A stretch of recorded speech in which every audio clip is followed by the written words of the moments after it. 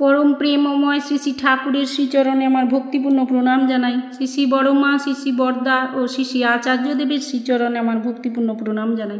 ठाकुर परिवारेर प्रति प्रत्येकेर चरणे आमार भक्तिपूर्ण प्रणाम जानाई। आज के आमी आलोचना करब परम दयालेर दुटो आश्चर्य घटना, जा विज्ञान बा डाक्तारी भाषाय एर कोनो व्याख्या मेले ना। केवल दयालेर कृपातेई ता सम्भव। दयालेर कृपाई जखन भरोसा हये ओठे मानुषेर काछे। सुनील घोषदा तार एकमात्र सन्तान श्री श्री ठाकुरेर दीक्षित छिलेन। 2013 साले तार विवाह हय। विवाहेर पर पुत्रबधूओ ठाकुरेर असीम कृपाय दीक्षित हय। दीर्घदिन परे तार पुत्रबधू कनसिव करे। कनसिव करार 3 मास परे पूजनीय बाबाई दादा काछे निवेदन करें। पूजनीय बाबाई दादा बोलें कोनो समस्या होले भालो डाक्तारेर परामर्श नेबेन। कलकातार अभिज्ञ गायनी डाक्तारेर अधीने तार पुत्रबधू चिकित्सा चलछिल। 3 मास अतिक्रांत होवार पर डाक्तारबाबू शिशुर अवस्था जानार जन्य आल्ट्रासोनोग्राफी करार उपदेश देन। आल्ट्रासोनोग्राफी करानो हय एबं आल्ट्रासोनोग्राफी रिपोर्टও निये डाक्तारबाबूर संगे देखा करलेन। डाक्तारबाबू आल्ट्रासोनोग्राफी रिपोर्ट देखे अबाक हये बोलें, आल्ट्रासोनोग्राफी रिपोर्ट खूबই খারাপ, शिशुर ग्रोथे অ্যাবনর্মালিটি দেখা যাচ্ছে। ডাক্তারবাবু বললেন, বিকলাঙ্গ শিশুকে পৃথিবীতে না আনাই ভালো, দেরি না করে অ্যাবর্শন করাই মায়ের পক্ষে ভালো। এই সংবাদ শোনার পর সুনীলদার পুত্রবধূ অকাতরে কাঁদতে শুরু করলেন এবং বাড়ির সবার মন খুব খারাপ হয়ে গেল। ডাক্তারবাবু তাদের 2-3 দিনের মধ্যে মতামত জানাতে বললেন, অ্যাবর্শন করাবেন কি করাবেন না। তখন তারা গভীরভাবে পরম দয়ালের নাম করতে থাকেন।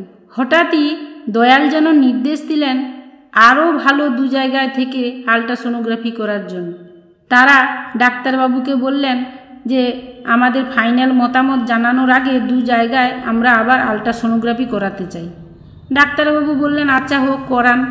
যথাযথভাবে 2 দিন 2 বার আল্ট্রাসোনোগ্রাফি করানো হলো এবং তাদের মাথায় আছে পরম পূজ্যপাদ শ্রী শ্রী বাবাই দাদা অর্থাৎ বর্তমান আচার্যদেব বলেছিলেন ভালো ডাক্তারকে দেখাতে। সেই মতো তারা আরও 2 জনের কাছে আল্ট্রাসোনোগ্রাফি করেছে। এবারে ওই আগের রিপোর্ট এবং পরের 2 বারের আল্ট্রাসোনোগ্রাফি রিপোর্ট নিয়ে তারা ডাক্তারবাবুর সঙ্গে দেখা করলেন। আগের রিপোর্টের সঙ্গে এই রিপোর্টের রাত দিন ফারাক দেখে ডাক্তারবাবু চমকে গেলেন। তিনি বললেন, এবারে সঠিক রিপোর্ট এসেছে, ভয়ের কোনো কারণ নেই। কেন, আগের রিপোর্টের সঙ্গে এই দুটো রিপোর্ট পুরো আলাদা, আগেরটা পুরো আলাদা, তাই দুটো রিপোর্ট ভুল হতে পারে না। তাই পুরো রিপোর্টটাই ঠিক আছে এবং ভয়েরও কোনো কারণ নেই, বেবির গ্রোথ ঠিকই আছে, এরকম ডাক্তারবাবু বললেন। এবং ডাক্তারবাবু এটাও বললেন, এটা কি করে সম্ভব হলো? বললেন, আমরা কি করে জানবো ডাক্তারবাবু? ডাক্তারবাবু বললেন, আমারও জানা নেই, উপরওয়ালা মালিক তিনিই একমাত্র বলতে পারেন। ওই উপরওয়ালাই আমাদের পরম দয়াল শ্রী শ্রী ঠাকুর এবং বর্তমান আচার্যদেবের মুখের কথা। যাই হোক, বিজ্ঞান যেখানে অক্ষম, ডাক্তার যেখানে অক্ষম, তারা যেখানে ব্যাখ্যা দিতে পারে না, সেখানে তার কৃপাই ভরসা, তার কৃপাতেই সব হতে পারে। এরকম আরেকটি ঘটনা আমি আলোচনা করছি। ঘটনাটা একটু অন্যরকম। সেটা হচ্ছে, শ্রী শ্রী বরদা তখন ছিলেন, জামালদা মন্দির তখন তৈরি হচ্ছে, পুরো দমে নির্মাণ কাজ চলছে এবং অজস্র অর্ঘ্যেরও প্রয়োজন। বেশ কিছু গুরু ভাইয়ের মাথায় তখন ঠাকুর ছাড়া কিছুই নেই। দিবাকর দাব নামে একজন ছিলেন, তার পুত্র হাঁটাচলা করতে পারে না, তিনি প্রচুর টাকা খরচ করেছেন। তো যেই দাদারা ওই মন্দির নির্মাণ কাজের জন্য অর্ঘ্য সংগ্রহ করছেন, ওই দিবাকরদার কাছেও তারা পৌঁছায়। দিবাকরদার কাছে তখন তার ছেলের চিকিৎসার আরও 50,000 টাকা বেঁচে আছে। তিনি কোনো কিছু বিবেচনা না করে তারা টাকা চাইতে তিনি ভক্তির নম্র চিত্তে পুরো টাকাটাই তাদের হাতে তুলে দিয়েছিলেন। টাকাটা কম ছিল না, 50,000 টাকা। আর দেখা গেল আর একজন গুরু ভাই, সেও প্রমিস করলো, আজকে নয় কাল সকালে আসুন, দেব 5,000 টাকা দেব। কিন্তু পরের দিন যেতে তিনি তাকে 500 টাকা দিয়েছিলেন। ভাবলেন, আমি 4,500 টাকা বাঁচিয়ে নিলাম। যিনি সৃষ্টিকর্তা, তার সঙ্গেও মানুষ ব্যবসা করতে ভুলে না। যাই হোক, ওই দিবাকরদা যিনি কোনো কিছুর চিন্তা না করে তিনি ভাবলেন কনসিডারেশন যত তত কনসেশন, অর্থাৎ যত বিবেচনা তত কমিয়ে আনা, যে ওই লোকটা করেছিল। কিন্তু তিনি এটা করেননি, পুরো 50,000 টাকা দিয়েছিলেন। দেখা গেল ওই টাকার ফলে জামালদা মন্দির যখন শেষ হলো, সেটা উদ্বোধনও হয়ে গেল, শ্রী বড়দা উদ্বোধন করলেন। ঠিক তারপরে দিবাকরদার ছেলে সুধাকর হাঁটতে শুরু করলো। শুধু তাই নয়, তিনি এখন 33 বছরের যুবক, কোকাকোলা কোম্পানিতেও কাজ করে।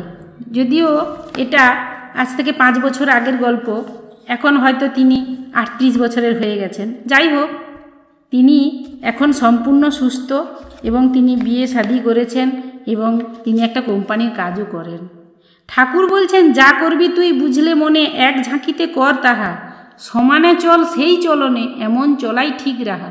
দিবাকরদার জীবনে এই বাণীটা তিনি মেনে চলেছিলেন, আর তাতে তিনি এই লাভটাও করেছিলেন যে তার ছেলে হাঁটতেও পেরেছিল।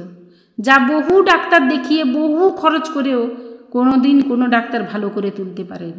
গুরুর কৃপায় এবং তার দয়ায় কি না হতে পারে, সব অসম্ভব সম্ভব হতে পারে, সেটাও সেদিন হয়েছিল।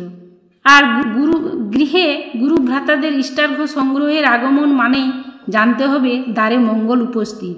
গৃহস্থই ঠিক করতে পারে তাদের সমাদরে গ্রহণ করবেন না বৃত্তি মালিশ বিতরণ করবেন।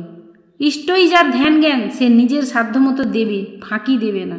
শুভ বা মঙ্গলও তাকে কখনো ছেড়ে যাবে না, এটা সহজ তু।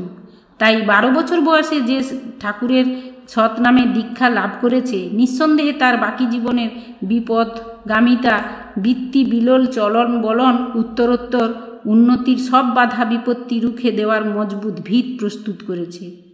এইভাবে পরম দয়ালের দয়া আমরা অনেকেই লাভ করি, যারা তাকে নিঃস্বার্থভাবে এবং কোনো রকম শর্তবিহীনভাবে ভালোবেসে তার জন্য করে। তার যে অসম্ভব সম্ভব জীবনে ঘটে, তাই দুটো ঘটনা থেকে খুব ভালো করে আমরা জানতে পারলাম। তাই আমাদেরও সবার শ্রী ঠাকুরকে বিশ্বাস করে তার চলনে চলে এবং আচার্য নির্দেশ মেনে চললে আমাদের জীবনে প্রত্যেকের জীবনে অসম্ভব বলে কিছুই থাকবে না। যা আজ অসম্ভব তা কাল সম্ভব হবেই, যদি ঠাকুরের উপর নিষ্ঠা ভক্তি রেখে আমরা অনবরত তাঁর চলনে চলতে শুরু করি। যাই হোক, সবাই ভালো থাকবেন, সুস্থ থাকবেন। সবাইকে আমার জয়গুরু জানিয়ে এখানেই শেষ করছি।